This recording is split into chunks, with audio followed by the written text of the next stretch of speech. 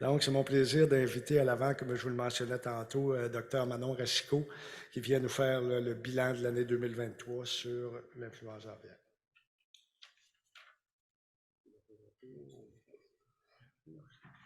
Je te laisse, c'est trop long pour moi. Tu peux t'asseoir. Bon, je vais quand même prendre une minute pour présenter le Dr Racicot, qui est vétérinaire épidémiologiste. Elle a complété son doctorat en médecine vétérinaire en 2007. Les années passent, maintenant. Et son PhD en 2011. Elle est pas mal plus jeune que moi, fait qu'elle peut se vanter, là, tu sais, fait que elle n'est pas encore sur la pente descendante. Donc, 2011 à 2013, elle a travaillé pour le Bureau de la biosécurité de la CIA à l'élaboration de normes de biosécurité à la ferme. De 2013 à 2022, elle a développé des modèles de risque pour prioriser les inspections de la CIA dans plusieurs secteurs, dont les aliments, les couvoirs, les meuneries. Elle a rejoint le groupe de surveillance en santé animale en 2022 et joue le rôle de point focal de l'Organisation mondiale de la santé animale pour l'information sanitaire. Elle est déployée au Centre national des opérations d'urgence pour l'influenza aviaire depuis mars 2021. Et elle est également professeure associée à l'Université de Montréal depuis 2015 et continue de réaliser des projets de recherche sur l'observance de la biosécurité et les outils technologiques associés. Alors, à toi la parole, Manon. Merci. Bon, on est rendu familier, je pense. Hein? C'est le constat que j'en fais. C'est correct, c'est bon signe. C'est quand qu'on est habitué de régler des problèmes tout au cours de l'année. On se voit trop souvent, je sais pas. Bon, ben bonjour, merci d'être en grand nombre. Merci pour l'invitation encore cette année. Je pense que c'est évidemment important qu'on fasse un petit bilan de l'influenza aviaire, voir qu'est-ce qui s'est passé pour qu'on puisse apprendre et se préparer pour la prochaine année. Oui, les chiffres vont nous aider un petit peu, mais il y a du travail qui reste à faire. Donc, je vous ai préparé un petit peu un contenu qui s'enlignait avec ce que Martin m'avait demandé. Donc, on va parler un petit peu du virus parce qu'il y a des choses qui ont évolué. On va regarder un peu le survol là, de qu'est-ce qu'on a détecté chez les oiseaux sauvages, les oiseaux domestiques, chez les mammifères également. Un point sur où en est le Canada et les États-Unis par rapport à l'échelle internationale. Je vais vous faire un court bilan des investigations au Canada, mais il y a une présentation qui va être faite, qui va être donnée virtuellement là, dans les prochaines semaines, mois. Vous allez être au courant, vous allez être invité, ça va être un webinaire qui va être fait à large public. Donc, il va y avoir plus de détails dans cette présentation-là si vous êtes intéressé par des résultats plus spécifiques pour chacune des provinces. Puis aujourd'hui, on va focuser un petit peu plus sur les cas du Québec, là, vu que c'est notre intérêt principal. Et évidemment, les leçons apprises, je dois dire qu'il y en a plusieurs qui, je pense, vont être pratiques pour vous puis qui vont vous aider à améliorer des points très, très précis. Donc, au niveau du virus, on va commencer par le début. Là. Il y a une première introduction qu'on a vue en Nouvelle-Écosse en novembre 2021. Cette introduction-là, qui est par la voie de migration de l'Atlantique, en fait, c'est notre première détection d'un influenza aviaire hautement pathogène chez un oiseau sauvage. Le virus circulait en Europe, en Asie, donc on l'appelle la lignée eurasienne. Après ça, le virus s'est juste mélangé avec nos virus nord-américains qui sont faiblement pathogènes et ça s'est étendu partout au Canada. C'est cette incursion-là qui a généré la majorité de nos cas au Canada. Donc, vous voyez, là, on est à presque 400 cas de fermes infectées qui découlent de cette introduction-là. Même encore aujourd'hui, la ferme qu'on a détectée il y a une semaine ou deux en Nouvelle-Écosse, c'est encore ce virus-là qui circulait. Fait que ça, c'est quand même intéressant parce qu'il y a une certaine stabilité dans la génétique du virus. On a eu par contre d'autres introductions également par la voie de migration du Pacifique, donc plusieurs introductions du virus en Colombie-Britannique. La première venait du Japon à la fin, en fait au début 2022. Puis ce cas-là a généré aussi des cas au niveau de nos fermes infectées en Colombie-Britannique. Une autre incursion en octobre 2022 au niveau de la Colombie-Britannique, donc un virus qui est un petit peu différent encore une fois, puis qui a généré aussi des cas au niveau de nos fermes domestiques. Puis finalement, on a eu d'autres incursions à la fois dans la voie de migration de l'Atlantique et du Pacifique, mais qui n'ont pas généré de cas là, dans nos élevages d'oiseaux domestiques. Fait que vous voyez un peu la dynamique. On a des outils maintenant technologiques, génétiques pour suivre l'évolution des virus, pour essayer de comprendre la connexion avec les trajets migratoires. Donc, on apprend beaucoup, puis on est capable de retracer énormément d'informations avec cette information-là. On a également détecté du virus qui était hautement pathogène, mais qui c'était du H5N5. Fait que celui-là, on en entend un petit peu moins parler. Ça s'est limité au niveau des provinces de l'Atlantique. On a quand même eu 3 introductions différentes au pays. Encore une fois, tout au niveau de l'Atlantique, qui a contaminé plusieurs oiseaux sauvages et également des mammifères. On n'a pas eu de cas encore au niveau de nos élevages. Donc, à voir si ce virus-là va prendre de l'ampleur ou pas. Pour l'instant, il est plutôt limité. Fait que, le temps nous le dira comment ça va évoluer, mais ça vous donne un peu une idée de la complexité de ce virus-là parce qu'on peut faire face à des nouveaux virus qui vont rentrer, étant donné qu'il y a tellement d'oiseaux présentement contaminés sur la planète que le virus circule allègrement. Donc, si on fait le bilan des détections qu'on a vues au niveau des oiseaux sauvages, vous êtes probablement familier avec le tableau de bord là, qui est public sur le site web du Réseau canadien de la faune, qu'on met à jour de façon hebdomadaire. Donc, vous avez toutes les données pratiquement en temps réel de ce qui est détecté au niveau des oiseaux sauvages, des mammifères. Donc, je vous ai fait un petit bilan ici. Là, au niveau 2022, ça a été la plus grosse année. C'est la première fois que les oiseaux sauvages faisaient face à un virus hautement pathogène. On a eu énormément de mortalité chez les oiseaux sauvages. C'est comme ça qu'on détecte la majorité de nos cas. Ce sont les citoyens qui nous appellent, qui appellent le réseau de la faune, qui rapportent les oiseaux sauvages morts. Il y a un processus de priorisation. On va les récolter, échantillonner, tester ces oiseaux-là. Donc, on a près de 1600 oiseaux là, qui ont été confirmés avec du hautement pathogène H5N1. On a une détection H5N6. Donc, encore une fois, ça vous donne un peu la dynamique de ce virus-là. Du H5N-X, ça veut dire qu'on n'a pas été capable de typer le N. Donc, c'était peut-être du H5N1 dans ce cas-là. En 2023, vous voyez la baisse drastique au niveau des détections des oiseaux sauvages. Donc, on a un total de 277. Ce chiffre-là va probablement changer dans les prochaines semaines là, parce que le Winnipeg continue à finir les analyses de 2023 pour les oiseaux sauvages. Mais bref, ça vous donne quand même un aperçu de l'ampleur de la diminution chez les oiseaux sauvages. Mais je vous mets en garde parce que ça ne veut pas dire que le virus n'est plus présent. Ça veut dire que le virus a circulé chez les oiseaux sauvages. Ceux qui ont survécu ont développé une immunité. Et à ce moment-là, ils ne meurent plus de la maladie quand ils refont face au virus. Par contre, ils vont continuer quand même à l'excréter. Ce qu'on a pu voir l'été passé, plus particulièrement au niveau du Québec, c'est qu'il y a eu des tests qui ont été faits par Environnement Canada, puis ils ont été en mesure de démontrer là, à quel point les oiseaux avaient séroconverti. Là, les éders étaient particulièrement bien protégés. Donc, ces oiseaux-là, on ne s'attend pas à ce qu'ils meurent de l'influenza aviaire parce qu'ils ont une immunité antérieure. Donc, ils vont être beaucoup plus difficiles à détecter maintenant et de suivre le virus parce que cette surveillance passive-là est plus aussi efficace qu'elle l'était dans le passé. Puis faire de la surveillance active, on en fait. Environnement Canada va faire des captures puis tout ça, mais c'est beaucoup plus laborieux. Puis c'est comme chercher une aiguille dans une botte de foin. S'il n'y a pas d'évidence d'infection, ça va être bien difficile de détecter quel oiseau va être positif.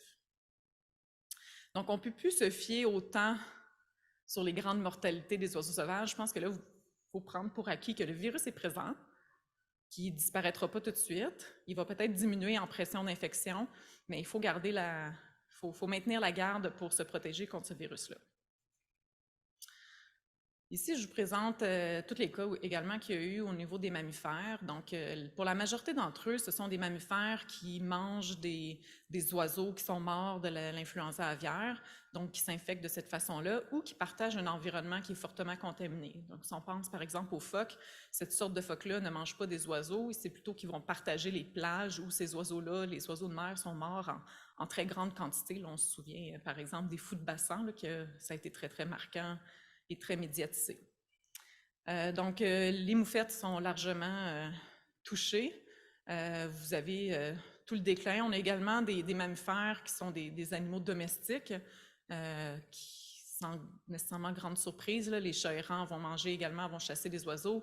On a eu l'histoire du chien aussi en Ontario, qui est un chien qui avait mâché une noix qui était morte, donc qui s'est infecté de cette façon-là. Donc, ça reste une préoccupation au niveau de la santé publique parce que, bon, les humains sont également des mammifères. Donc, il faut continuer à suivre ces évolutions-là puis être sûr qu'on n'a pas des mutations préoccupantes dans la transmission aux mammifères et entre les mammifères. Donc, c'est de la recherche et continuer à monitorer. Là. Pour l'instant, il n'y a pas de signaux d'alarme, mais il faut continuer à monitorer la situation. Au niveau des oiseaux domestiques, bon, ça, c'est des courbes épidémiologiques que vous êtes habitués de voir maintenant. Donc, elle est à jour en date d'hier. Il y a un cas additionnel que je n'ai pas rajouté parce que j'attends la confirmation que c'est bien du H5N1, parce que c'est un cas qui a eu lieu en Nouvelle-Écosse. Donc, étant donné la situation dans les Maritimes avec le H5N5, j'attends de voir avant de le rajouter ici, mais on est rendu à 418 fermes infectées. Vous avez la distribution dans le temps et également par province. Donc, vous pouvez voir, le jaune est très présent. Le jaune, c'est la Colombie-Britannique. Donc, ce n'est pas une grande surprise qu'on ait eu autant de cas. C'est une région qui est très, très densément peuplée, donc qui ont été largement touchés par l'influenza. Vous avez également le décompte par province, par année, pardon. Donc, vous voyez, ça a commencé en 2022 calmement. Après ça, en 2021, ça a commencé. Après ça, en 2022, c'est là qu'on a eu le plus de cas. 2023, c'est calmé un petit peu. Le 2024, on verra ce que ça nous réserve. Mais je vais vous présenter des résultats aussi par période de migration. Ça va vous donner un petit peu plus d'informations sur ce qui pourrait s'en venir. À l'échelle internationale, quand on regarde ce qui a été rapporté à l'Organisation mondiale de la santé animale, on voit que le Canada, pour 2022, chez les oiseaux domestiques, il se classe au 3e rang. C'est quand même un événement qui est important pour le Canada. Regardez bien l'échelle, parce que l'échelle ne sera pas la même pour le graphique de 2023, mais en 2022, la France a été le pays le plus touché, là, avec au-dessus presque 1700 cas d'infection. C'est vraiment majeur, suivi par les États-Unis et le Canada. Quand on regarde 2023, le Canada se situe un petit peu plus loin. On voit que là, les pays de l'Europe de l'Est commencent à sortir un peu plus en 2023. Même chose avec les pays qui sont en Amérique du Sud. Donc, évidemment que le virus progresse dans ses migrations, vont se jumeler avec d'autres virus, vont se propager. L'étendue est quand même impressionnante. Je m'attends à ce que ça poursuive vers aussi plus l'Europe de l'Est et vers l'Amérique du Sud dans la prochaine année. On verra si l'Australie finit par être touchée par cette éclosion-là, parce que présentement, ils n'ont pas de cas ni dans la faune, ni dans les oiseaux domestiques, ce qui est plutôt surprenant, là. Je veux dire, à un moment donné, les corridors migratoires, j'imagine qu'ils vont arriver en Australie, là, mais bon, bref, moi, c'est un événement que je trouve particulier. Donc, je vous compare ici le Canada pour 2022 et 2023 pour les oiseaux domestiques. Donc, je pense que c'est une situation qui est quand même encourageante. On a une diminution de plus que 50% des cas.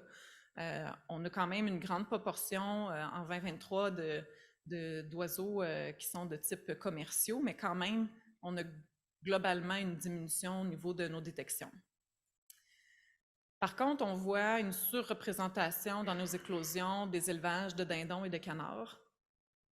Donc, 36% de nos fermes infectées avaient des dindons, puis 21% des fermes infectées au Canada avaient des canards.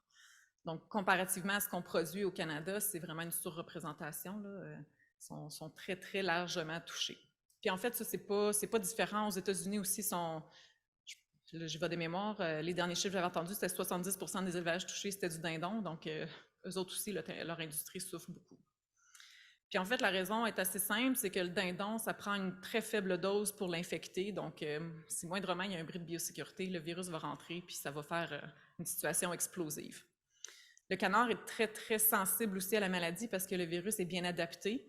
Les canards vont s'infecter facilement, mais ils vont surtout le répliquer, le reproduire avant de démontrer les signes cliniques, ce qui permet évidemment de contaminer largement l'environnement d'une ferme de canards et de permettre la transmission vers d'autres sites.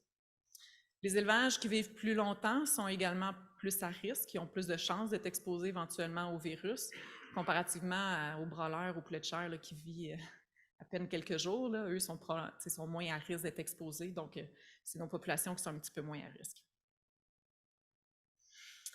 On a eu 26 fermes au Canada qui ont vécu plus d'une infection au cours des 2 dernières années.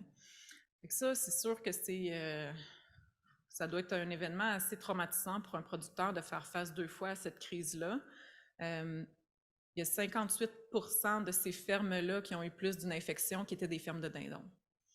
Donc là, il y a des choses probablement à adresser au niveau de ces élevages-là, puis on va en discuter un petit peu plus loin dans la présentation. Je n'ai pas nécessairement toutes les réponses aux questions, mais je vais certainement ouvrir la discussion, voir s'il y a des gens qui veulent partager leurs idées.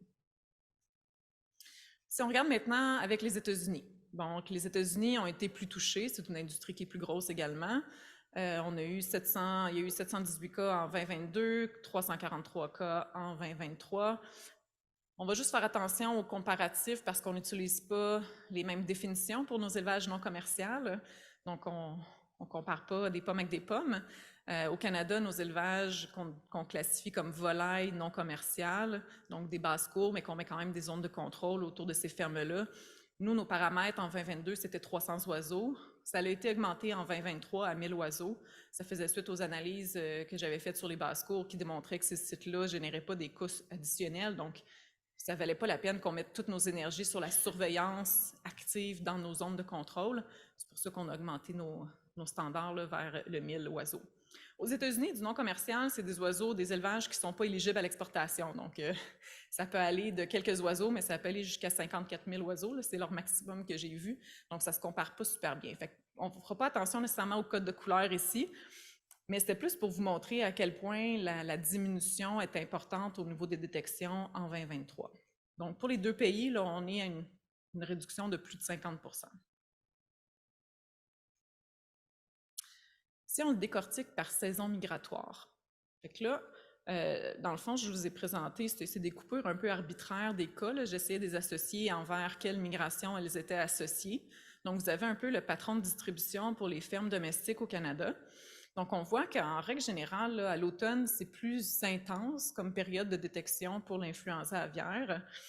Il y a des hypothèses qui pourraient être reliées à ça. Ce sont mes hypothèses. On pourra en discuter pendant le cocktail, mais peut-être que la température qui s'en va vers une saison hivernale permet plus la survie du virus dans l'environnement. On sait que le virus aime bien le froid et l'humidité, donc ce sont des conditions assez idéales au niveau de l'automne. Il y a peut-être aussi des choses comportementales au niveau de la faune, donc on pourra demander aux biologistes là, si les oiseaux qui nichent au printemps sont moins actifs au niveau de leur rassemblement, s'ils sont moins rassemblés, qui pourrait expliquer pourquoi on a moins de mouvements de ces oiseaux-là et moins de détection sur nos fermes. Quand on regarde, c'est peut-être un petit peu petit, mais je pourrais... Martin, tu vas-tu partager les présentations après? Moi, je les ai mis en PDF, fait que je vous pourrais les partager. Ouais, c'est ça. Bon, fait que vous les aurez si vous voulez reviser l'information. Mais je trouvais intéressant de séparer le Canada en différentes régions. Donc ici, je vous ai mis les détections qu'on a vues dans l'Ouest. Bon, l'Ouest a évidemment été les provinces les plus touchées, clairement surreprésentées également dans la distribution de l'industrie. Donc, l'industrie se situe principalement en Ontario et au Québec. Donc, les provinces de l'Ouest, oui, ils produisent de la volaille, mais en proportion, sont surreprésentées dans l'éclosion. Mais ce qui est intéressant, c'est qu'au printemps dernier, il ne s'est rien passé dans l'Ouest. C'était assez spectaculaire. On a eu 2 cas détectés au printemps dernier. L'Ontario aussi, je pense que c'est probablement la province gagnante jusqu'à maintenant. Ils ont parti avec plusieurs détections, mais au fil du temps, ont toujours réussi à avoir de moins en moins de détections. Donc, l'effet saisonnalité semble moins s'appliquer à eux dans ce cas-ci. On verra avec les études qu'on est en train de faire en Ontario qu'est-ce qui diffère dans cette province-là, ou si c'est simplement au niveau de la pression d'infection dans l'environnement, mais c'est quand même un constat intéressant. Bon, pour le Québec, ça a été une situation différente. C'est la seule province où on a vu plus de cas au printemps 2023 qu'au printemps 2022. Donc, au Canada, on pense qu'il y avait une pression d'infection qui était plus faible cette année, en 2023. Par contre, il s'agit qu'il y ait une introduction sur une ferme ou 2 fermes, puis que ça explose sur plein d'autres fermes. Donc, quand il y a de la transmission de ferme en ferme, on ne peut pas prédire combien il peut y avoir de cas, mais ce sont des cas qu'on est capable d'éviter en ayant une bonne biosécurité. Au niveau des États-Unis, le constat est relativement similaire, c'est-à-dire leur printemps 2022 a été plutôt difficile, mais après ça, on regarde le printemps suivant, puis les diminutions étaient vraiment drastiques au niveau de leur détection. Donc, encore une fois, ça me donne une idée que la pression d'infection des oiseaux sauvages était probablement moins grande à ce moment-là de l'année. Par contre, ce qui est intéressant, c'est qu'il y a eu plus de fermes commerciales infectées à l'automne 2023 qu'à l'automne 2022. Fait que ça, c'est pas une super bonne indication que tout est sous contrôle. Là. La course est certainement pas gagnée. Donc, d'essayer de prédire qu'est-ce qui va s'en venir au printemps prochain, on peut assumer que la pression d'infection va peut-être être moindre, tout dépendant de ce qui circule présentement au niveau du sud, où est-ce que les oiseaux sont présentement. Est-ce que l'automne suivant va être plus important ou pas? Tu sais, ça va vraiment dépendre comment les gens se comportent à la ferme qui vont déterminer à quel point on va avoir des détections. Bon, c'est évidemment une crise qui coûte cher. Le bilan n'est pas à jour non plus. Il continue à avoir des compensations, mais jusqu'à maintenant, on a versé en compensation 186 millions. Les Américains aussi ont fait leur bilan, sont à 715 millions US en compensation.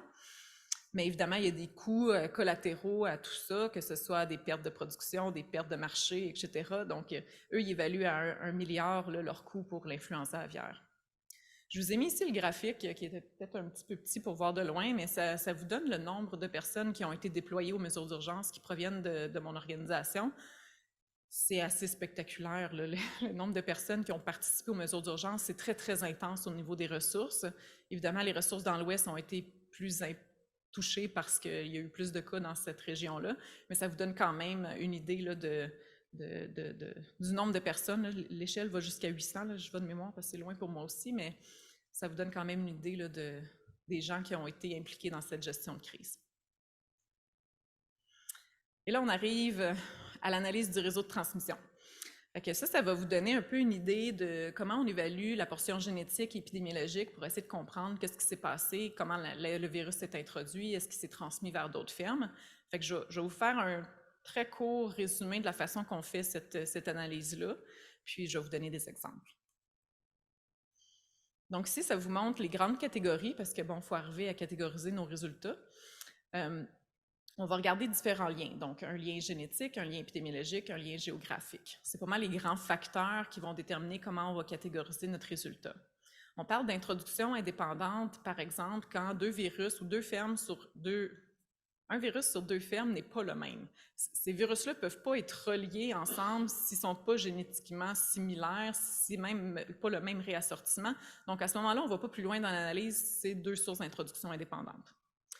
Parfois, les virus peuvent se ressembler, mais on n'a pas de lien épidémiologique et on n'a pas de lien géographique. Je vais vous donner un exemple. Là. Il y en a eu un cas, par exemple, vraiment au nord de l'Ontario et au sud de l'Ontario. Le virus était très, très similaire, mais on sait que les canards peuvent voyager 80 km/h. Donc, ce n'est pas impossible d'avoir des virus qui sont génétiquement similaires à des distances très grandes entre deux fermes. Maintenant, quand on parle de transmission latérale, c'est en fait qu'on a vu un lien génétique entre les deux virus qu'on a détectés, mais on a également vu des liens épidémiologiques dans la période de temps compatible avec la transmission. Donc, il y a un aspect temporel également qui est pris en compte. Puis à ce moment-là, l'aspect géographique nous importe peu parce que les fermes peuvent être très loin et avoir un lien épidémiologique. La dernière catégorie, on l'a mis parce qu'on avait quand même certaines incertitudes sur des fermes. On pensait qu'ils étaient peut-être liés. Donc, les virus étaient similaires. On n'a pas trouvé de lien épidémiologique, mais les fermes sont à proximité. Est-ce qu'on parle de transmission locale ou c'est un lien épidémiologique qui n'a pas été trouvé ou qui n'a pas été nommé ou qui n'a pas été questionné? Tout ça est possible. Fait qu'on a une catégorie un peu flexible que j'aime moins utiliser. Quand on est capable de trouver le lien, on y va avec le lien, mais vous imaginez qu'en Colombie-Britannique, les liens ont été plutôt difficiles à identifier quand il y a autant de fermes infectées en même temps, d'aller faire une évaluation épidémiologique en profondeur en temps réel, c'est quasiment impossible. Donc, je vous sors ici un exemple qui provient du Manitoba. Donc, vous voyez ici une analyse génétique. C'est un arbre en réseau qu'on appelle. Moi, c'est une façon que j'aime bien visualiser la proximité génétique entre des virus. Là, ce que je vous ai encerclé ici, c'est des virus qui sont très, très similaires. Là, il y a très peu de différences génétiques entre ces virus-là. On peut dire que le virus a été le même sur toutes ces fermes-là. Puis on regarde maintenant au niveau de l'information épidémiologique. Bon, Manitoba IP6 a été la première ferme infectée. On le sait qu'il y a une équipe d'insémination qui a été sur Manitoba IP8 pendant la période à risque, donc pendant la période où les oiseaux étaient infectés, ne présentaient pas les signes cliniques, on appelle ça la période d'incubation. Donc, c'est fort probablement ce contact direct-là avec les oiseaux qui a permis de transmettre le virus. Ensuite, sur Manitoba IP12, on a à la fois du personnel partagé avec Manitoba 6 et l'équipe d'insémination aussi qui a été sur cette ferme-là, donc deux liens épidémiologiques assez forts qui pourraient expliquer la transmission. Puis finalement, la dernière ferme, IP18, avait du personnel partagé avec IP12. Sur Manitoba 11, je vous sors la carte qui est probablement trop petite pour vous de toute façon, mais c'est juste pour vous dire que toutes ces fermes-là étaient vraiment dans un court rayon. Ils étaient toutes très, très proches l'une de l'autre, mais on n'a pas été en mesure de trouver un lien épidémiologique avec les autres fermes. Donc, pour ce cas-là, est-ce que le lien était existant, il ne nous a pas été dit ou on n'a pas questionné, est-ce que c'était du retraçage qui était manquant, etc. Ou si c'est simplement que cette ferme-là partageait une faune similaire aux autres fermes puis que c'est finalement un dommage collatéral, c'est aussi une option. Fait que pour vous expliquer le lien avec la diapositive précédente, dans le fond, pour IP6, on parle d'introduction initiale, c'est elle que temporellement le virus est rentré en premier, et ensuite il s'est transmis de façon secondaire ou une transmission littérale avec les 3 autres fermes que je vous ai présentées, puis finalement Manitoba 11, ça va être une ferme qu'on va classifier comme étant à proximité. Fait que ça vous explique un peu comment on catégorise le résultat de ces analyses-là pour essayer de vous présenter quelque chose de digestible et cohérent.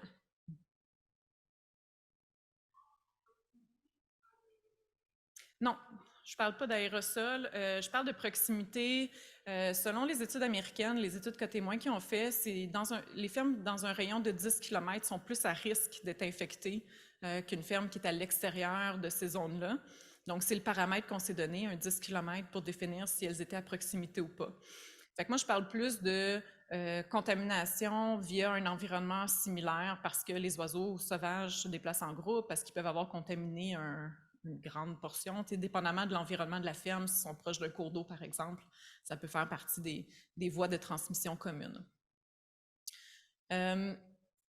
Donc, si je vous résume un petit peu qu'est-ce qui se passe au niveau de la basse-cour, donc je vous ai sorti ici tous les résultats pour le Canada pour les 3 premières vagues, donc jusqu'en mai 2023.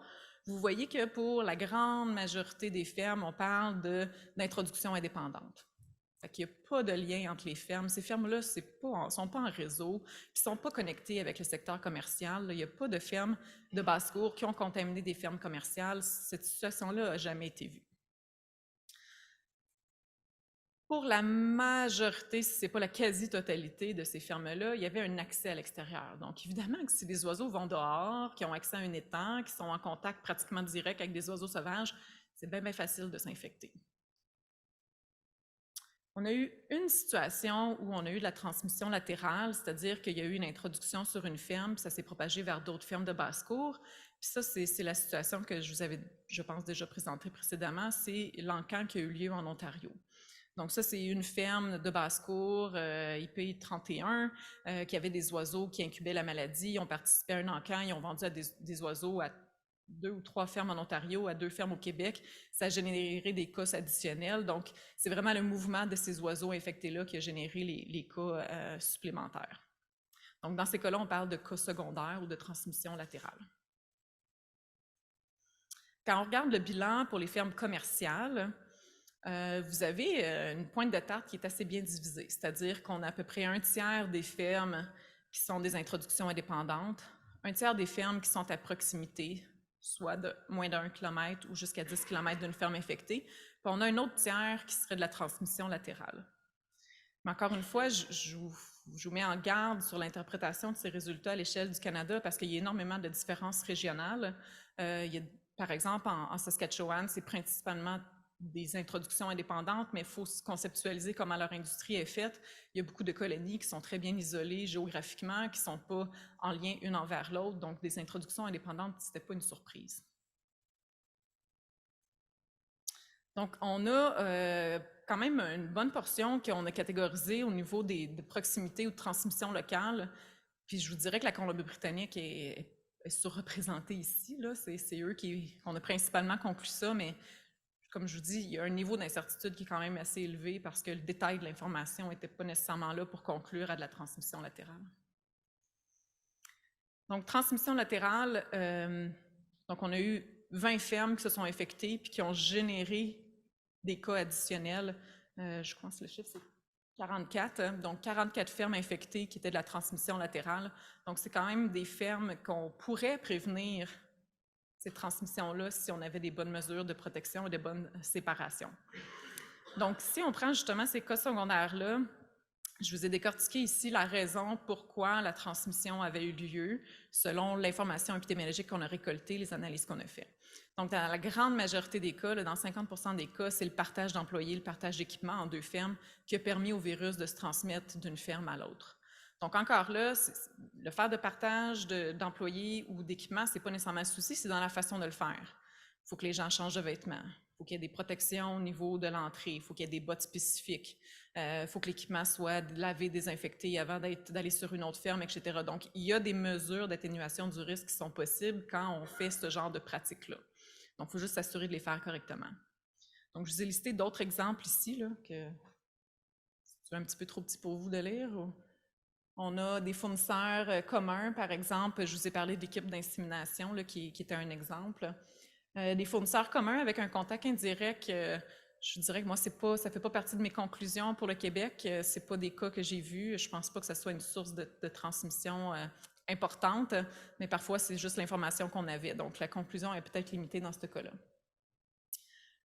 Sur 2 fermes, c'est 2 fermes de canards où on n'a pas pu trouver, par exemple, un lien épidémiologique, mais vu que la ferme faisait partie d'un réseau de canards qui était infecté, j'ai conclu qu'il y avait eu une transmission parmi le réseau. Là. Je pense qu'on n'a juste pas trouvé comment.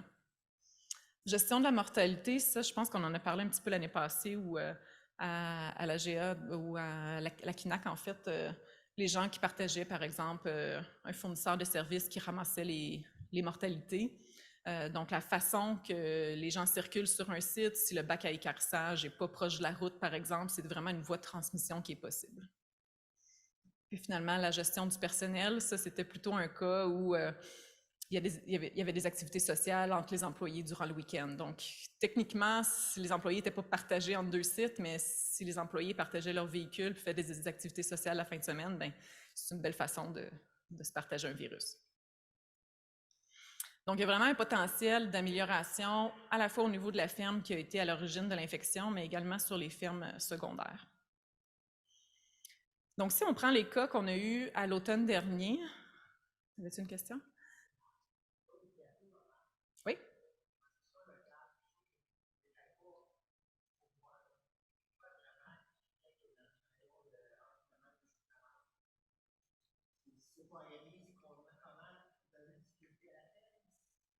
C'est toujours un bris de biosécurité. Là. À la majorité du temps, c'est un bris de biosécurité. Donc, si on prend par exemple la situation de Valcartier, c'est un bon exemple. La situation de Valcartier, il y a beaucoup de cours d'eau dans cette région-là. Il y a certainement une faune qui est assez commune.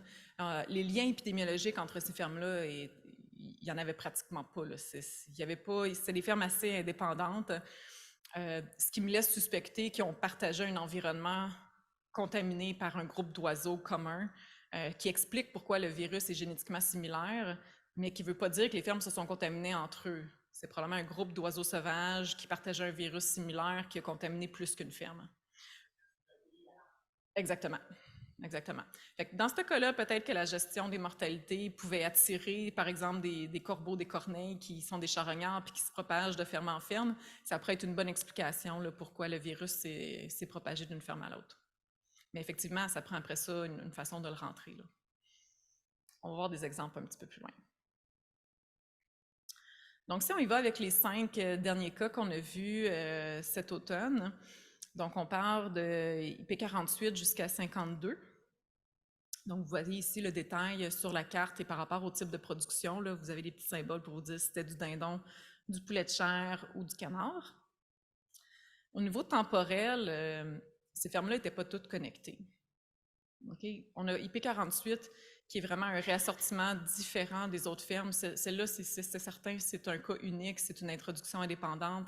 Ça a rentré sur cette ferme-là, ça ne s'est pas propagé ailleurs. Au niveau temporel, non plus, ce n'était pas compatible. La période de temps avec les infections suivantes était trop loin pour expliquer la transmission entre fermes.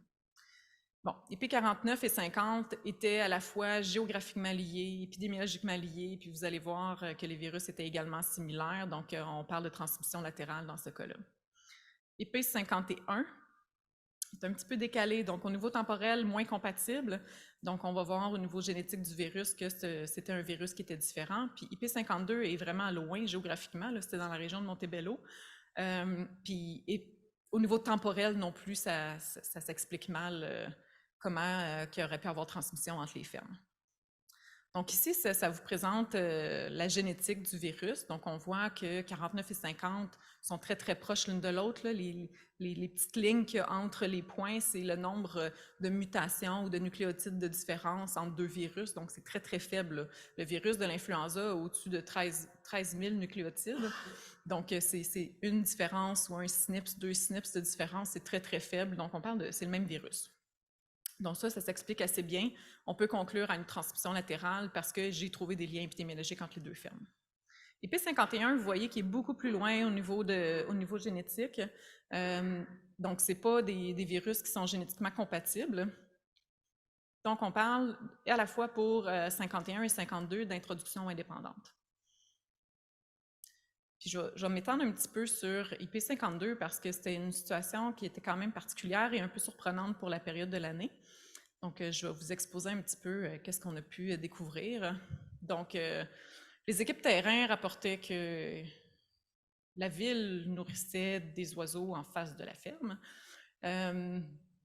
Donc, on s'est organisé, l'ECMA, le MAPAC, l'Agence Environnement Canada. Donc, on s'est organisé tout le monde ensemble, puis on s'est mis d'accord que ce serait intéressant d'aller échantillonner ces oiseaux-là. Parce que la ville nourrissait les 3 oiseaux domestiques, là, Victor et ses amis, depuis très longtemps. Le producteur s'en plaignait également depuis très longtemps. Mais le fait d'aérer le lac et le fait de les nourrir, bien, ça attirait beaucoup de canards sauvages, là. Il était rendu au-dessus de 200 oiseaux sauvages là, qui s'amusaient avec Victor et ses amis. Donc, on a pris la peine de se déplacer. Puis, je peux vous dire que des trappages terrain comme ça, on pense que c'est facile, attraper des oiseaux sauvages. Je vous garantis que ça ne l'est pas. Donc, cette cage-là a été installée pendant plusieurs jours avant que les oiseaux finissent par s'habituer, puis qu'ils aillent manger à l'intérieur, puis qu'on puisse déclencher la porte, les capturer, les échantillonner, les tester. Fait que, bon, vous imaginez le travail derrière ça. On a été capable d'en collecter 18, ce qui est quand même pas si pire. Victor a été le premier. Donc, Victor était je crois que c'était une oie africaine qui ne pouvait pas voler. Donc, c'était un don d'une citoyenne à la municipalité. Donc, Victor était très, très domestiqué, là. Il venait vers nous quand on s'approchait, fait que c'était très facile de capturer. Bref, on a fait à la fois d'échantillonnage cloacal, oropharyngien. Sans surprise, tous les oiseaux qui ont été testés excrétaient plus le virus, là. On était 18 jours après l'infection sur la ferme, donc je ne m'attendais pas à ce que les oiseaux excrètent encore le virus. Par contre, on a pris des prises de sang également. Et là, les prises de sang étaient intéressantes parce que tous les oiseaux avaient séroconverti. Il y en avait 14 sur 18 qui étaient positifs H5. Donc, ça nous indique que le virus est passé dans cette population-là.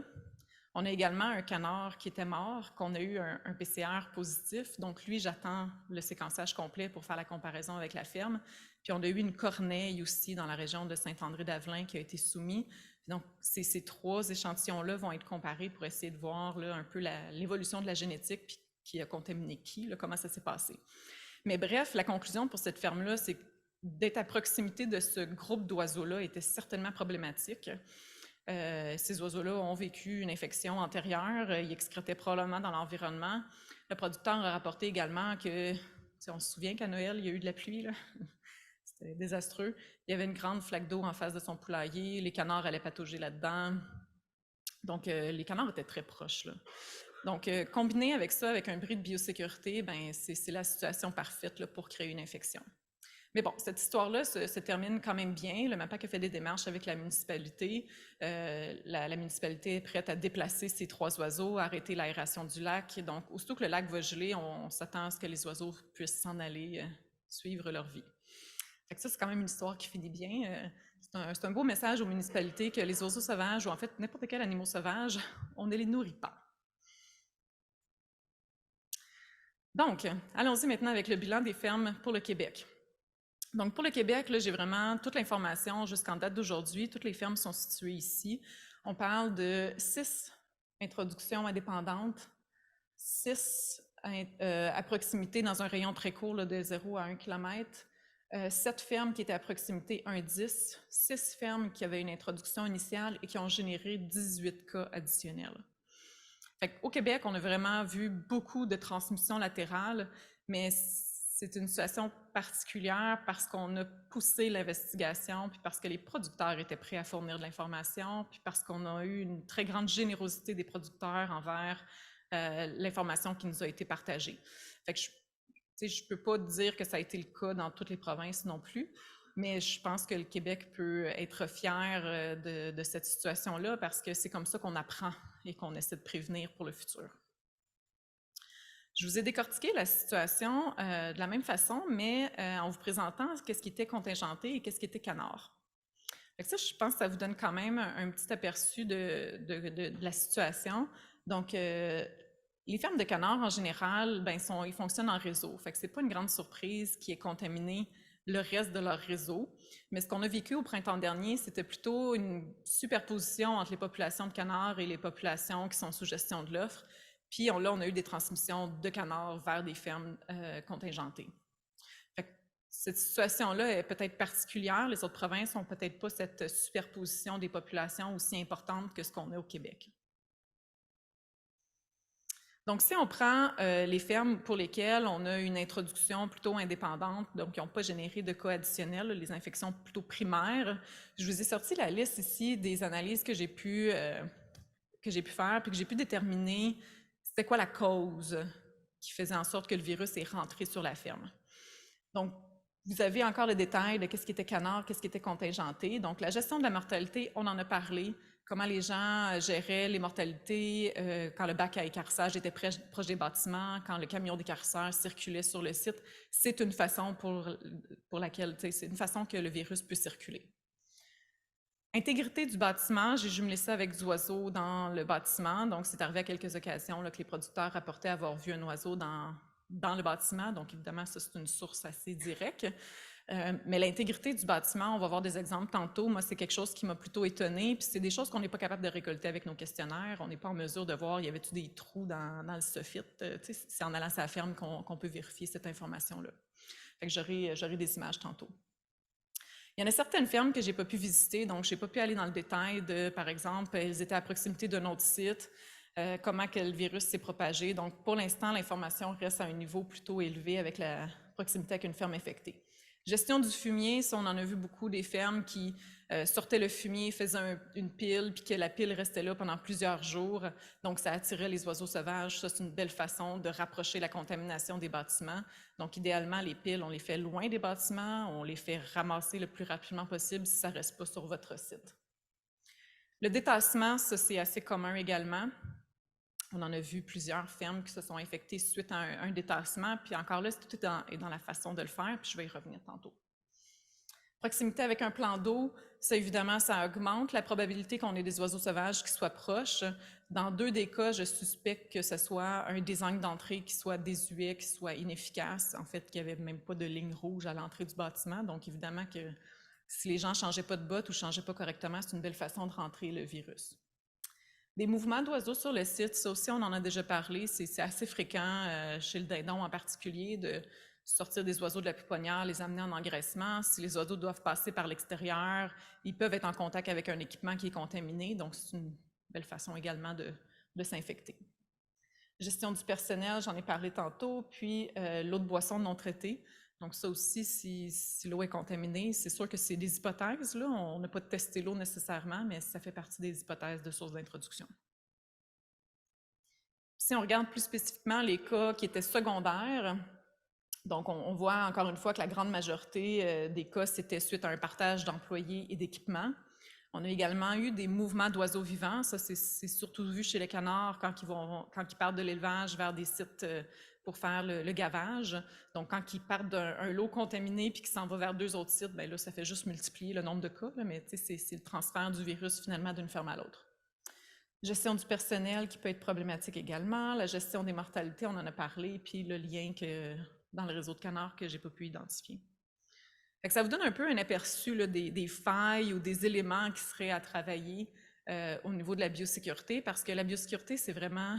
Le souci est dans le détail. Là. On dit souvent le diable est dans les détails, mais c'est vrai. C'est vraiment dans comment les choses sont faites qu'on peut voir les failles.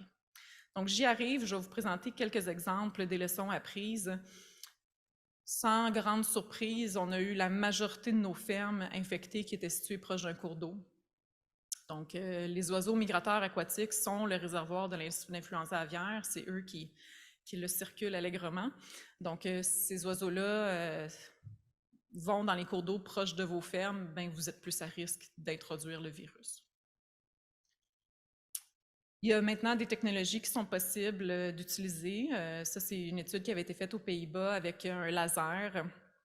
C'est le laser qui avait été utilisé dans l'étude pour éloigner finalement les oiseaux sauvages qui sont à proximité de vos champs, autour de vos bâtiments. Donc, c'est un laser qui se pose, par exemple, sur le toit d'un poulailler qui va balayer et le laser, en fait, fait fuir les oiseaux. Ils ne viennent pas se poser parce qu'il y a une source lumineuse. C'est assez basique, mais je pense que ça vaut la peine d'essayer cette façon-là pour éloigner la contamination de vos bâtiments.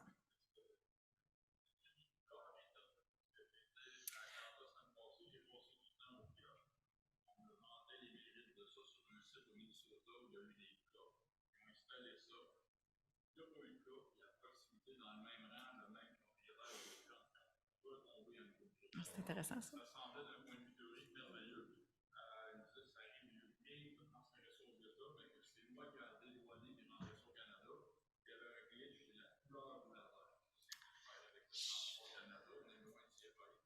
Oui, j'en ai aucune idée. Fait que, il faudrait se renseigner, mais c'est des technologies qui sont utilisées dans d'autres types d'industries. Les vignobles, on voit souvent ça pour éloigner justement les oiseaux qui viennent manger les raisins. Fait que, c'est sûr qu'il y a de l'information qui doit être disponible, mais il doit y avoir même des producteurs peut-être plus locaux, je ne sais pas. Ça serait à magasiner, bref. Bon, il y a également toutes les pratiques à la ferme qui peuvent attirer les oiseaux plus proches de nos bâtiments. Donc, si vous avez une mauvaise disposition des carcasses, si les carcasses restent dehors pendant un certain temps avant d'aller au site final, bien ça, c'est toutes des belles façons d'attirer les oiseaux, surtout les oiseaux charognards. On parle beaucoup d'oiseaux migrateurs aquatiques, les oies, les canards qui sont le réservoir, mais il y a des dommages collatéraux chez nos corneilles, chez nos corbeaux, chez les urubus. Donc, tous ces oiseaux-là qui sont des charognards et qui vont être attirés par la mortalité sur votre site, c'est une façon de rapprocher le virus de vos bâtiments. Donc, vous voyez les urubus qui attendent le buffet qui sort le matin. Même chose pour les piles de fumier qui restent proches des bâtiments. Ça aussi, c'est très attractif. Il reste de la moulée dans le fumier, donc les oiseaux viennent manger. Même chose avec les déversements de moulées là, en dessous des silos. Il faut toujours les ramasser. C'est des choses de base, là, mais il faut comprendre cette dynamique-là pour prévenir une attraction sur le site. Bon, on a vu également des soucis par rapport à certaines pratiques. C'est-à-dire, par exemple, les bâtiments multi-âges, c'est des bâtiments qui sont très difficiles à gérer. Puis qui sont une belle source d'introduction. Donc, en fait, ce qui arrive, c'est qu'on vide une section, puis en vidant cette section-là, on va enlever le fumier, on fait beaucoup de va-et-vient avec le tracteur, ça va à l'extérieur, à l'intérieur, à l'extérieur, à l'intérieur. C'est sûr qu'on ne s'attend pas à ce que les roues soient lavées, désinfectées entre chaque... C'est possible, là. Par contre, ça devient problématique si il reste des oiseaux vivants, si vous faites des contaminations croisées à l'intérieur du bâtiment, si la section que vous avez vidée ne va pas être lavée, désinfectée, bien là, c'est une belle façon de transmettre le virus aux oiseaux qui sont à l'intérieur. Donc, il faut réfléchir à la façon de le faire. Présentement, ma compréhension, c'est que les standards de l'industrie, c'est un nettoyage à sec. Bien, peut-être qu'il va falloir exiger plus quand c'est des bâtiments multi-âges, puis aller avec un nettoyage, désinfection, ou aller avec chauffer les bâtiments pour essayer de détruire la contamination qui aurait pu rentrer. Donc, il faut commencer à réfléchir à comment réduire le risque pour ce type de pratique-là, si cette pratique-là doit être maintenue. On a également vu des soucis par rapport au détassement, au dépeuplement partiel. Donc, c'est un peu le même concept, c'est qu'en fait, si il y a une partie des oiseaux qui part à l'abattoir, puis que, par exemple, les attrapeurs n'avaient pas une bonne biosécurité, bien, c'est un très, très grand risque pour les oiseaux qui restent sur le site. Fait que ça, on en a vu beaucoup de contaminations qui ont eu lieu de cette façon-là, parce que les producteurs se mettent en tête, bien, aujourd'hui, j'envoie une partie des oiseaux à l'abattoir, puis le reste va s'en aller demain. Fait que c'est pas un problème, mais le virus est rentré quand même, tu sais. Fait que, encore là, s'il n'y a pas de processus de décontamination, si les gens ne prennent pas attention à la façon que l'attrapage se fait, parce que souvent, les petits dépeuplements, ils vont se faire par les employés de la ferme. Donc, il faut faire des mesures additionnelles, s'assurer, par exemple, que les les rampes de chargement sont bien lavées, désinfectées, ce qui est vraiment rarement fait, mais le va-et-vient d'intérieur à l'extérieur est une source d'introduction pour le virus. C'est arrivé également sur une ferme, c'est un design que j'avais jamais vu, il n'y avait pas de porte de côté. Tout se passait par la porte d'entrée, donc l'entrée pour les employés, c'était là que les poussins rentraient, les oiseaux sortaient, c'était là que les fumiers sortaient. Moi, je n'avais jamais vu ce genre de design-là. Mais ce qui a été suggéré au producteur, c'est de se faire une entrée pour lui et ses employés ailleurs, parce que c'était pas fonctionnel, là. Tu peux pas rentrer, sortir le fumier, puis après ça, changer tes bottes pour continuer avec ton élevage. Ça fonctionne pas, là. C'est comme pas cohérent. Donc, il y a certainement des choses à aller revoir au niveau du fonctionnement pour éviter qu'on ait des contaminations croisées de ce genre-là. On a parlé tantôt de déplacement d'oiseaux entre les bâtiments, donc souvent, ça va être de l'équipement qui va être utilisé, c'est de l'équipement qui est gardé à l'extérieur du bâtiment, donc c'est de l'équipement qui doit être lavé, désinfecté avant d'être utilisé. Il y a des producteurs même qui lavaient en dessous pour être certain que quand ils le déposent à l'intérieur de l'élevage, ce ne soit pas contaminé. Donc, il y a des précautions à prendre, puis cette pratique-là est plutôt fréquente là, dans le dindon là, en particulier. Donc, à faire attention au niveau des procédures de nettoyage, désinfection, mais également des procédures d'attrapage, comme on le disait tantôt, pour le détassement. La réutilisation de la litière. Donc, c'est peut-être pas une grande surprise. Il y en a quand même plusieurs producteurs, surtout dans le dindon encore, qui réutilisent leur litière. Il y a eu beaucoup d'études qui ont démontré qu'il y avait un bénéfice quand même à réutiliser la litière, à la fois au niveau de la santé et au niveau de l'économie. Mais moi, je vous invite à réfléchir à la façon que ce type de pratique-là se fait. Souvent, en milieu de production, les producteurs vont rajouter de la litière. Si cette litière-là n'est pas à l'abri de la fonte, ben, tu viens d'introduire le virus directement. Donc ça, il y a un souci d'entreposage de la litière qui va être ajouté en cours d'élevage. Mais il y a également un souci lorsque l'élevage sort et que là, la litière est soit, le top va être enlevé ou ça va être brassé pour essayer d'aider au compostage de cette litière-là pour le lot qui va arriver par la suite. Mais là, c'est dans la façon de le faire. Je n'ai pas trouvé une bonne façon de le faire parce que si le tracteur doit rentrer, sortir du bâtiment, encore là, c'est pas pratique de laver, désinfecter. C'est pas vraiment possible de chauffer le bâtiment à un niveau que le virus va se décontaminer. Fait que moi, je vous invite à faire un brainstorming avec un verre de vin tantôt pour voir comment on peut gérer ça. J'ai pas trouvé de bonne solution à cette pratique-là. Bon, l'absence de séparation, c'est un concept de biosécurité, la séparation. Là, si vous faites des activités à risque versus prendre soin de vos oiseaux, ça prend une séparation.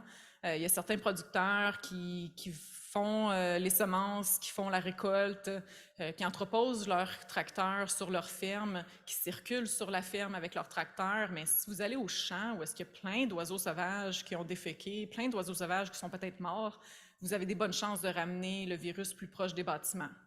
Donc, ça prend une circulation adaptée sur la ferme, ça prend des mesures de décontamination également. Puis même au niveau du linge, il y a des producteurs qui me rapportaient que des fois, ils débarquaient pendant les récoltes parce qu'il y a un bris d'équipement, donc ils vont s'agenouiller au sol puis ils vont réparer quelque chose.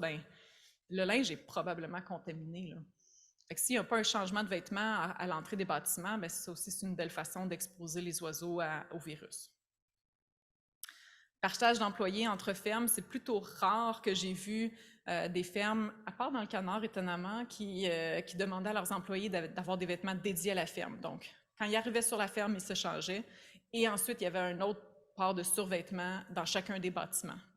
Fait que ça, je trouve que c'est une pratique intéressante parce qu'on en a vu de la transmission parce que les employés allaient aider à des moments particuliers, soit pour justement le déplacement des dindons entre deux bâtiments ou pour décharger les dindonneaux, etc. Donc, si les employés sont contaminés puis qu'ils ne mettent pas un survêtement ou que le survêtement, c'est un sarrau puis que les genoux sont exposés, les oiseaux vont être exposés au virus également. Puis, il y a une possibilité également de contaminer le véhicule, donc de propager le virus par le véhicule. Donc, vraiment, les vêtements, c'est un élément à travailler. Puis, finalement, la circulation sur la ferme, une route sale, ce serait idéal, une route propre pour le reste. Donc, les carisseurs qui se promènent sur la route sale, si vous avez de la sortie de fumier, ça va par la route sale. Par la route propre, c'est là que vous rentrez les poussins, les dindonneaux, c'est là que la moulée va rentrer, etc. Donc, c'est un concept de séparation qui aide à éviter les contaminations croisées entre ce qui est sale et ce qui est propre. Donc, quand c'est possible de le faire, c'est l'idéal. Le schéma, justement, de l'ECMA le démontrait, d'avoir une route sale, une route propre. Donc, ça, c'est des choses à réfléchir, peut-être des investissements futurs. On veut évidemment faciliter l'observance, puis là, j'ai l'accord de Pierre-Luc pour vous présenter son cas spécifique. Donc, on va détailler un petit peu le cas qui a eu lieu à Saint-Pie. Donc, la ferme de Pierre-Luc, c'était une ferme de dindons poulet de chair. Ses entrées de ferme étaient exemplaires. C'était impeccable. Il a pris exactement toutes les recommandations des 10 dernières années, il les a appliquées. Fait que j'étais très contente. C'est des entrées qui sont bien designées. Il y a un banc, il y a un drain au niveau de la zone sale pour pouvoir laver, désinfecter. Quand ils veulent, ça va s'écouler. Il y avait des balais dédiés à la portion sale, des balais dédiés à la portion propre. C'était vraiment, tout était impeccable. Donc, dans mes hypothèses, puis par rapport à la présentation clinique, je ne pense pas que l'observance des employés était un souci. Il y a un seul bâtiment qui a présenté des signes cliniques, donc un bâtiment sur 7. C'était le bâtiment qui était divisé en 2 sections, une section engraissement, une section pouponnière, puis c'est la portion engraissement qui avait des signes cliniques et pas la portion pouponnière. Ce qui me laisse également supposer que l'employé n'est peut-être pas en cause parce qu'il va visiter la pouponnière en premier et ensuite l'engraissement. Ce serait étonnant que les deux ne présentent pas des signes cliniques. L'âge peut avoir un certain rôle sur la présentation des signes cliniques, mais la pouponnière était quand même assez avancée. Il y a juste l'engraissement qui présentait les signes cliniques, puis ça a duré pendant 5 jours parce qu'on a des fois des délais à faire le dépeuplement, donc on a pu voir l'évolution des signes cliniques, puis la pouponnière ne s'est pas infectée, ni les autres bâtiments. Dans l'histoire de cette ferme-là, il y a eu un détassement dans un bâtiment de broileur, parce que ça, c'était une ferme qui avait à la fois du dindon et du broileur. Le détassement, pour moi, était un facteur de risque super important. J'étais convaincue que le virus était rentré par les poulets, puis que les poulets n'avaient juste pas encore démontré les signes cliniques, puis que c'est les dindons qui ont écopé. Puis là, je veux remercier les gens sur le terrain. Je regarde Sophie parce que j'essaie d'analyser les cas en temps réel pour justement faire « Oh, on va tester le poulet parce que ce bâtiment-là me préoccupe ». Les équipes ont été en mesure de prendre des échantillons, les poulets étaient négatifs. Fait que ça a éliminé cette source potentielle d'introduction. Donc, ce qui était le plus probable dans ce cas-là, ça fait suite à la visite de ferme que j'ai faite et que Pierre-Luc a accepté que le MAPAC vienne avec moi pour faire cette visite-là. Je pense que ça a été bénéfique pour tout le monde. On a tous appris beaucoup sur les pratiques de l'industrie à cette visite-là.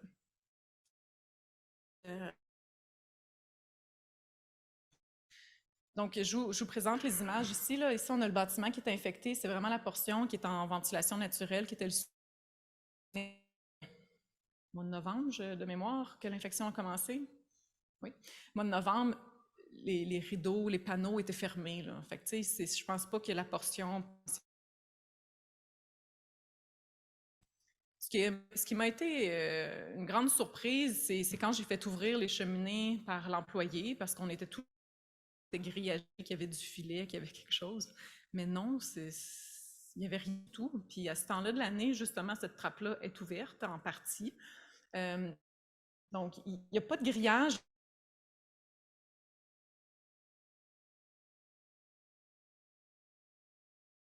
Des petits oiseaux noirs là, qui se promenaient puis qui rentraient dans les cheminées. C'est une source potentielle d'introduction. Quand on met tous les morceaux du puzzle ensemble, ça me semble être une source d'introduction qui est plausible. Ce n'est pas nécessairement la réponse, mais c'est certainement une des réponses qui... Dans le fond, je vous invite à aller inspecter vos bâtiments, voir s'il y a des oiseaux qui peuvent s'approcher et qui peuvent rentrer dans vos bâtiments sans que vous les voyiez.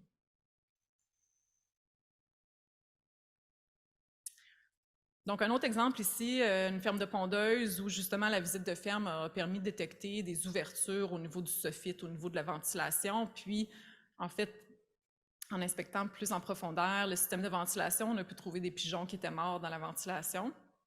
Les pigeons étaient assez décomposés, donc on n'a pas été en mesure d'en tester un. L'autre était négatif, mais moi, ça m'indique juste que s'il y a des pigeons qui peuvent rentrer là, il y a d'autres oiseaux qui peuvent rentrer. Donc ça aussi, on s'attend à ce que ce soit une source d'introduction potentielle. Puis en fait, ça fonctionne assez bien avec les signes cliniques parce que les signes cliniques ont commencé au 2e étage, dans une section centrale. Ça s'expliquait mal là, que ça allait pu rentrer par les bottes puis qu'il n'y ait pas eu d'autres oiseaux d'exposés quand c'est une section centrale là, qui était en volière. Donc encore là, la source probable d'introduction pour moi était l'intégrité du bâtiment.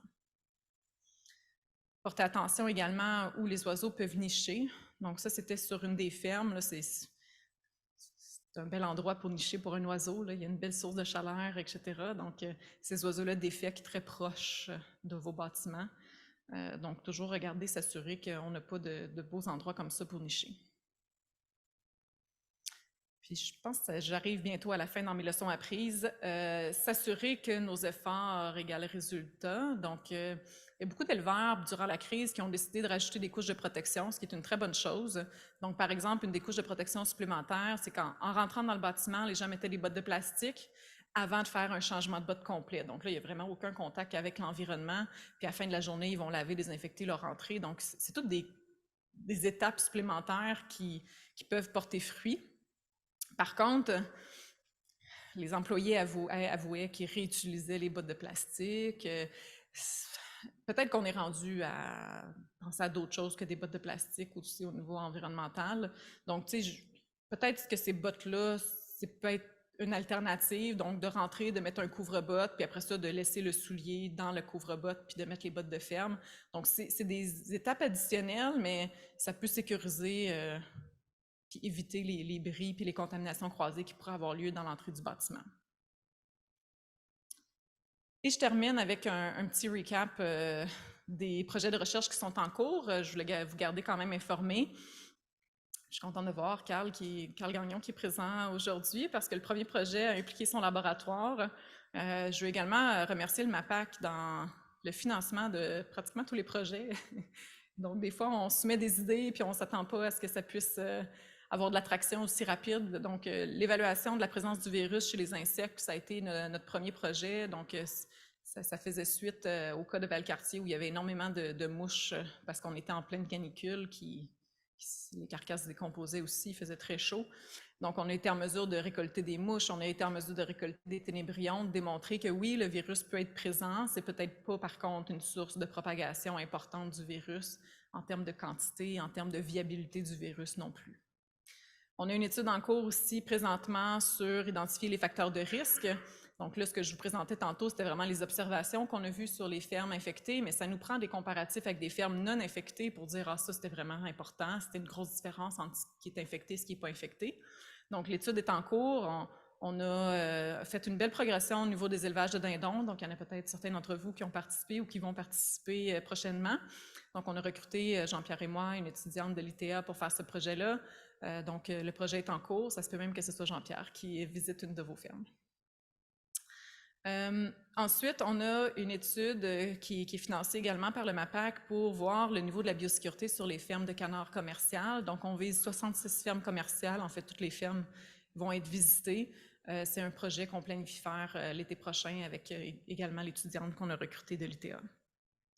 Puis finalement, il y a une étude qui vient de commencer en Ontario qui fait vraiment une mimique de l'étude du Québec. Donc, on va augmenter notre taille d'échantillonnage en allant recruter également les fermes de l'Ontario qui ont été infectées et non infectées pour aller identifier les facteurs de risque. Mais il y a également une portion qui est prospective.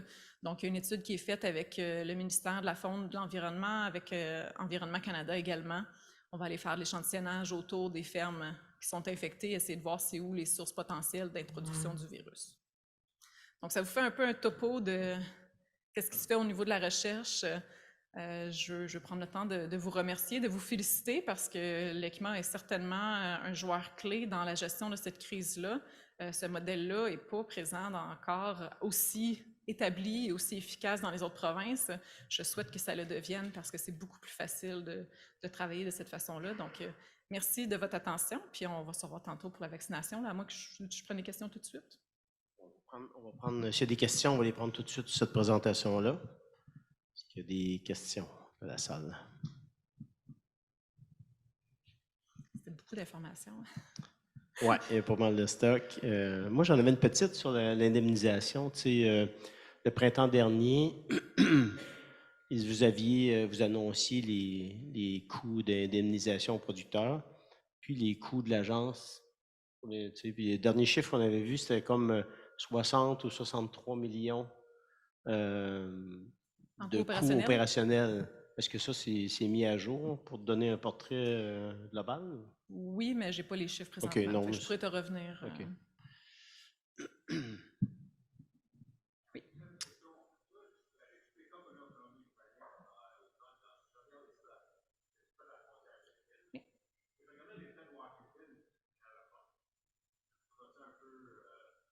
contradictoire.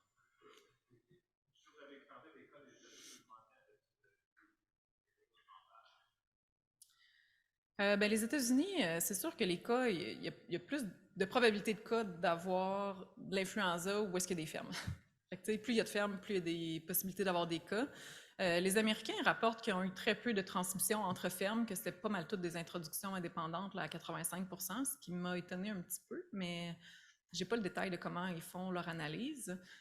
Tous les corridors de migration aux États-Unis ont été touchés par l'influenza, ce qui est une bonne différence avec l'épisode qu'il y avait eu en 2015, où est-ce que le corridor de l'Atlantique n'avait pas été touché. Donc, tu sais, le virus est partout. Puis le dindon est encore une fois surreprésenté. Il faudrait avoir la carte de leur ferme de dindons, où est-ce qu'ils sont situés pour pouvoir faire vraiment une corrélation. Puis je vois Jean-Pierre qui veut intervenir. Fait que vas-y, Jean-Pierre. Bon. Fait que ça peut expliquer la différence. Tu sais, la vallée du Fraser, c'est une région qui est très humide, là, qui est très attractive au niveau des oiseaux sauvages. C'est une région qui est très difficile parce que c'est densément peuplé. Les fermes sont très, très proches l'une de l'autre. Puis il y a une variété d'élevage. Tu sais, tu peux avoir une ferme de canards, 100 mètres à côté, c'est une ferme de broileurs. Donc, tu sais, quand il y a de la transmission comme ça à proximité, ben c'est pas vraiment une grande surprise, là. Je veux dire, il y a vraiment une densité d'élevage qui est difficile à gérer, là.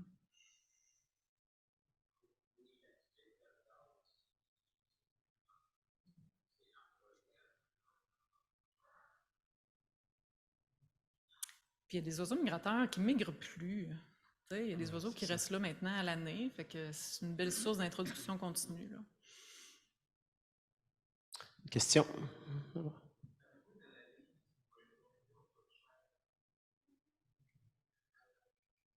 Oui.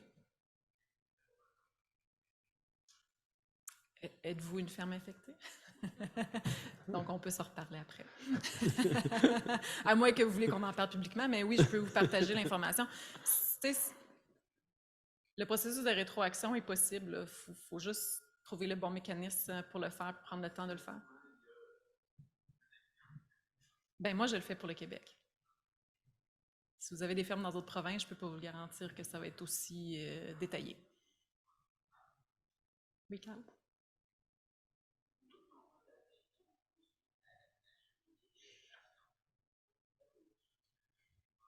Hey, ça aurait été le fun, hein? Ben non. Tu sais, souvent, moi, je vais planifier mes visites de ferme après qu'il ait commencé un nettoyage à sec, juste pour pas porter le kit complet avec le masque puis avoir des interactions intéressantes avec le producteur, là. Fait que j'attends que les équipes aient terminé de faire le dépeuplement, de faire l'élimination, puis qu'il y ait une décontamination primaire qui se fait avant d'y aller. Fait que, tu sais, moi, ce qui m'intéresse, c'est plus qu'est-ce qui s'est passé, les pratiques, comment que les gens le font, puis essayer de compléter avec le questionnaire épidémiologique qu'on a. Par contre, l'étude en Ontario va viser justement cet aspect-là. Donc, la dernière ferme en Ontario, les équipes se sont mobilisées pour prendre des échantillons dans la ventilation, les mangeoires, les abreuvoirs, des surfaces également. Donc, c'est pas nécessairement des tests qui sont validés, là, mais au moins, ça va nous donner une idée de où est la contamination puis comment ça a pu rentrer. Dernière question.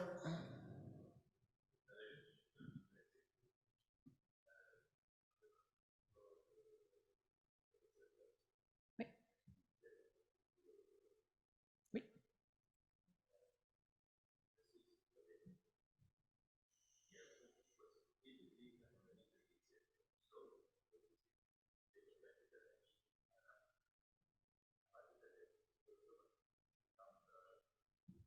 Oui.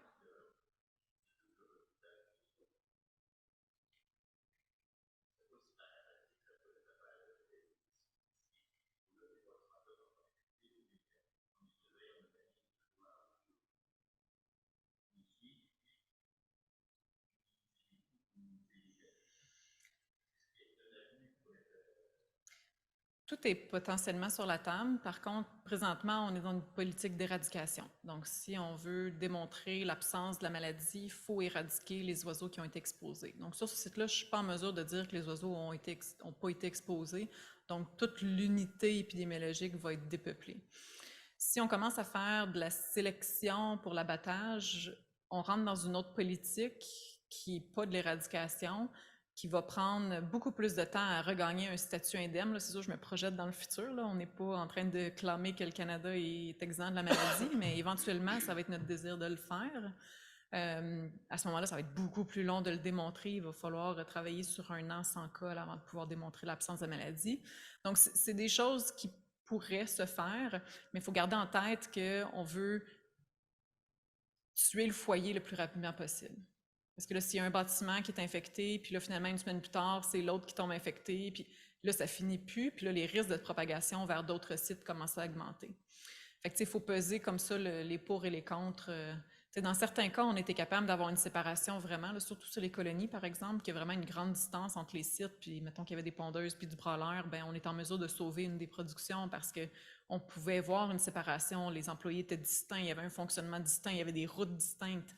Donc, même si c'était physiquement sur un lieu commun, on est en mesure de garder des unités épidémiologiques distinctes puis de ne pas les dépeupler, mais en règle générale, ça va être difficile de faire ce processus-là.